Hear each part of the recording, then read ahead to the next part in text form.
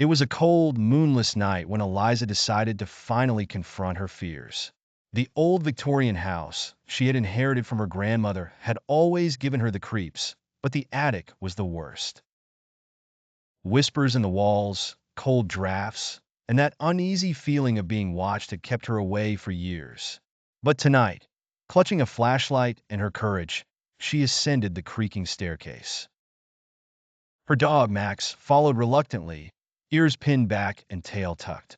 As the attic door groaned open, the light from her flashlight flickered, casting long, darting shadows. The air was thick with dust and an unidentifiable, metallic scent. She stepped inside, heart pounding, as memories of her grandmother's strange warnings echoed in her mind.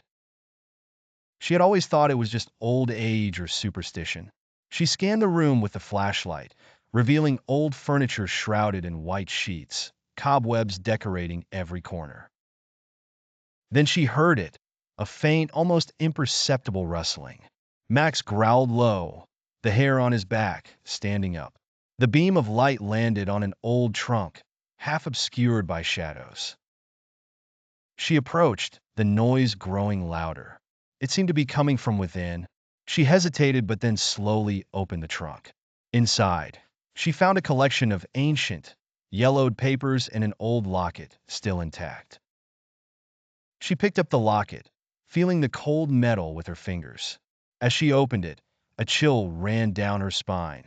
The photo inside was of her grandmother as a young woman, alongside another woman who looked eerily similar to her. She'd never seen this photo before. The resemblance was uncanny. Then, the rustling grew louder, more distinct. She turned around, and the flashlight fell from her trembling hand, rolling to a stop against a wall. To her horror, a shadowy figure stood at the far end of the attic, featureless but clearly watching her. Max barked ferociously, but took a step back. The figure started moving towards her, soundless but inevitable. Her instincts kicked in, and she grabbed the locket tight, backing up until she felt the cold wooden wall against her spine. The air grew colder, and the lights seemed to dim around her. Just as the shadow loomed over her, she felt a sudden surge of warmth emanate from the locket. A voice, soft and familiar, whispered in her ear, "It's okay, Eliza. You can let go now." As the words sank in, she felt an overwhelming sense of peace wash over her. The shadow stopped, hesitated, and then slowly receded. She stood there, panting, as Max cautiously approached her, sniffing the air.